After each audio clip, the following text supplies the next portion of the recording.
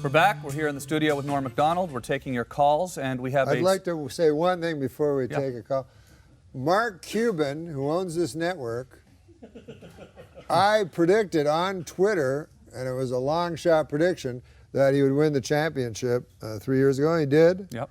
And I took my son, we're the biggest fans ever, to Dallas and watched, and he's a great man. And I thought at the time I should have put him on the sports show so I could go and be backstage and all that stuff. Yeah, yeah. Well, you should But maybe because I'm on this show. Maybe you should do a sports show here on this network. He offered me that. Yeah, you should do it. Yeah. But yeah. Okay, well, we have a... maybe just a Dallas Mavericks sports show. Yeah.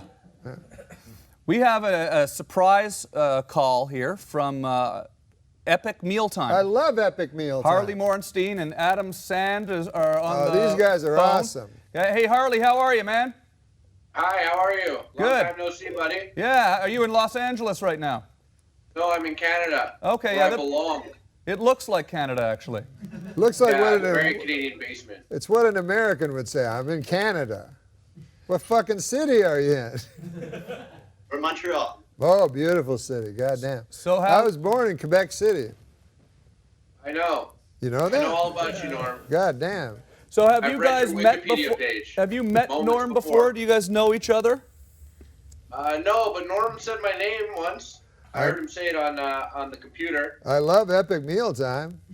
Yeah. Oh, cool. Yeah, Epic yeah. Mealtime loves you. You Oh. guys should come on Epic Mealtime together or alone, however you want. No, but that'd either be way, fun. both of you. So are you shooting new I episodes? only work with Tom now. Yeah, we're gonna do a new Like the comedy. Smothers Brothers. Yeah. I like that. We should do a nice Canadian edition. Yeah. So Harley, do you have a question for Norm or anything? Yeah, well, I actually thought that I would pass my question along to my buddy Adam over here because he's been dying to ask this question. Yeah, I've been dying to ask this all night. All right, go ahead. He advised me to ask this specific question. That's not true. I don't even know what he's gonna ask. But yeah, basically, number one, I'm a big fan of the sports show, Norm. Oh, thanks. And also the YouTube videos. And I wanted to know the chances of you and Artie getting back together and doing a second Dirty Work. Oh my God! I wrote a script for it where Artie needs a heart. Is this a real project that is in the works? Well, I want to do it, and Artie wants to do it, and Chevy Chase wants to do it, and Chris Farley's dead. Yeah. Yes. Well, Artie was here recently. We had a great time on the show. I saw him. Yeah. I've watched every one of your shows, Tom. Yeah, I know. I appreciate that. That's. I read Artie's book. Oh my God, it was punishingly good. Yeah. Now, when you're friends with Artie, did you know the extent of what was going on? That was. It wasn't going on when I knew him. Yeah. But later I got in trouble because I said, well, I think he should be off the show, Stern. Because what I was worried about was he was becoming like a joke. Because Artie's really, really funny. And I was like, you can't be the butt of the joke, you know? And you can't be famous as a substance abuser because then everybody in the country is enabling you. You know what I mean? And I went to the Canyon Club and saw him perform in the midst of his problems, and it's just crazy audiences yelling, Stern Show audiences, you know. They're not built for listening to stand-up comedy. Yeah. Well, it's great that he's doing good now, though. So this is. He's doing fantastic. Yeah, he got a real good show there on. I don't know if it's maybe on DirecTV. Yeah, I don't know if it's a competition. Yeah. Yeah. It is competition? No, I don't think so. No. I don't think so. I don't think we think of it like that. Yeah. Yeah, we're just. Yeah, not at all. No, you can say it. It's on DirecTV. Can I say it, Michelle? Okay. I love how we're Yeah, plugging I a hope so. fucking guy that's not even here. Yeah, exactly. I'm plugging someone else's show. Yeah. Yeah. No. Well, anyways, we're gonna let's take a quick commercial break. We're gonna be back with one more block. The hour went by too fast. Too fast, Too man. fast. But You'll we have still to have me back next yeah, season. Absolutely. We have a little time left. With When Norm is Macdonald. next season? Stick 3 around. weeks from now? Yes, absolutely. But it's the first show of the second season right now. Absolutely. We'll be back.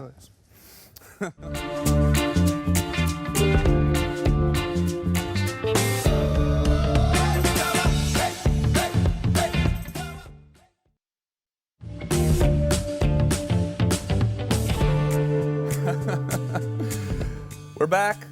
This has been a lot of fun as always. It went so fast. We know it's by not over yet. We still How have. many times have you interviewed me? We've done that. Well, you know, on the web show, you used to come up to my house and do the web show many times. Yeah. Then you did a podcast with Kevin Smith. Yeah. I wanted, you know, because some of those shows would become just more like a free-form kind of craziness type of thing. You know, remember the night the mountain was on fire and we were just singing about there was a mountain on fire. Yeah. And you used to send up fucking UFOs and shit. Yeah, we would launch UFOs. I have often thought about that, thinking that was probably some sort of an FAA illegal act of some sort, launching helium-filled UFOs off of the deck. But what I wanted to ask you, because those were the days. Still, this is an interview. At the end of the day, I am interviewing. Yes, right? Yes, sir. So when you when you got to perform, and I've talked to you about this before, in front of the President of the United States at the White House Correspondents' Dinner, did you get nervous? I didn't get nervous about the president or any of that shit. What I got nervous about is before we went, and he was showing us all the motherfucking shit, and the podium where you stand is bulletproof. Okay. And there's men everywhere with guns and shit. And it made me realize that the presidency, like if I was elected president, the first thing I'd say is, I quit. Yeah.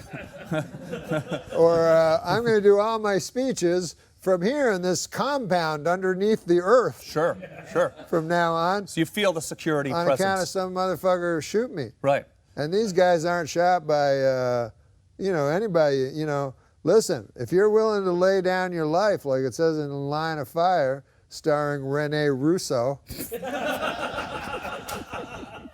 you catch my drift. That's the only thing that I was afraid of. We have a clip from this. From the presidency? From the White House Correspondents' Dinner. It's very inspiring to see President Clinton up here on crutches making a speech. I mean, I thought that was just amazing, you know. I mean, it's been difficult for the president. You know, he can't jog now, and he needs help getting around, and he still occasionally suffers great pain, you know. On the upside, you got your medical marijuana, so that's, you know.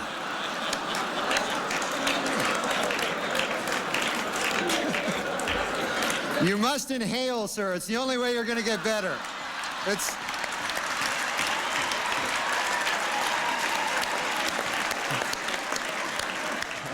I hope I have time to tell this quick story. Yes, how much time we got? We've got a lot of time. So after you go in a big room and the president comes in, be 200 people in the room, right?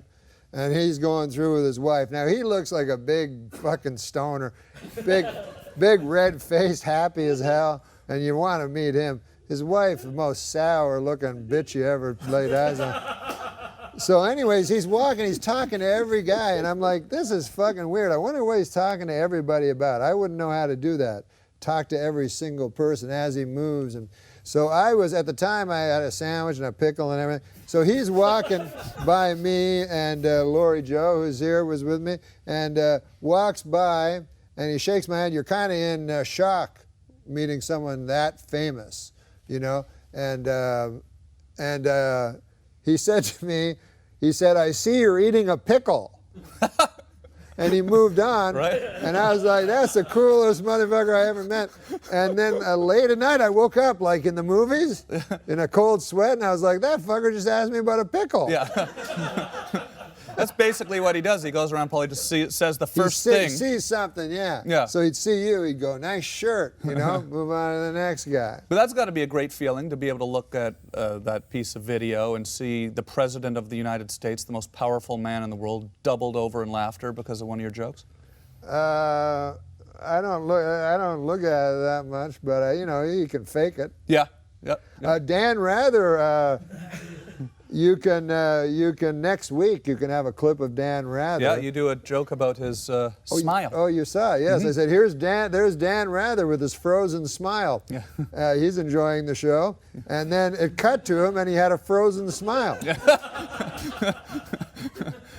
You watched the whole fucking thing? Oh yeah, I've watched it a few times. You research like a motherfucker. That's widely considered to be the best White House Correspondents' Dinner routine ever.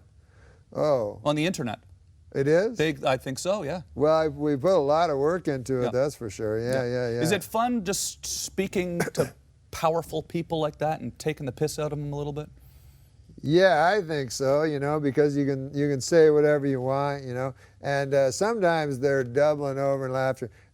I tell you who never doubled over in laughter was that fucking bitch he married. You know her?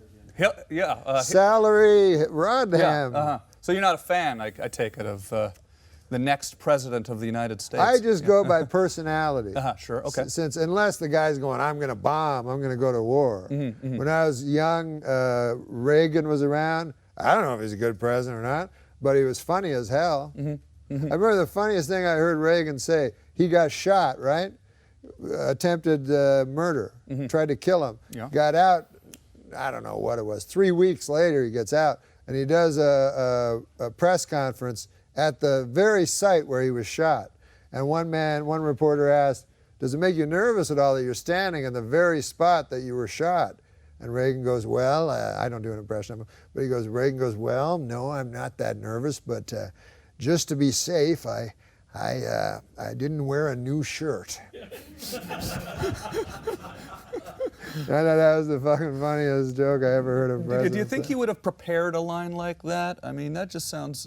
or was he just that funny? I think he was like a naturally funny guy, and one of those guys that was an Irish wit. You know, I grew up with Irish and Scottish people, and they had that wit. You know, that quick, bleak kind of gallows humor wit that he had. Yeah. Well, Norm, I appreciate you coming on the show again today. Oh, it was fantastic, man. I hope you have me back. Absolutely. Now, your third season starts next week. Next week is the third season.